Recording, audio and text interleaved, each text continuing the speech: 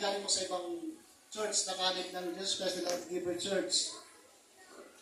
Wala pa ba yung galing mo nagsi? So, naturuan mo lang po yung mga kasama ko po sa dito rin po sa Naik sa Pagsinag Place. At pagtayo po ninyo ay bumati po kayo ng happy anniversary. So, 1, 2, 3 po, mga taga-Pagsinag Place is happy anniversary. Medyo may na pa ulit na. Hindi na. Ulit, sa pa.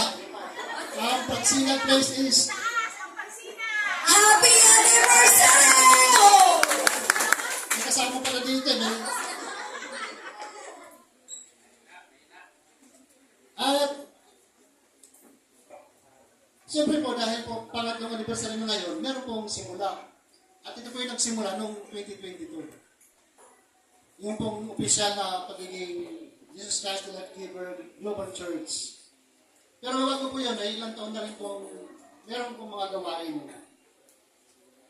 At sa kabutihan niya ng Diyos ay patuloy po ang gawain ito, ang papatuloy at lumalago.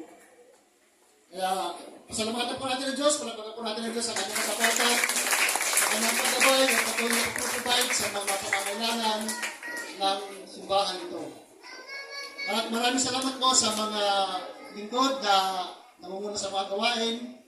Siyempre, unang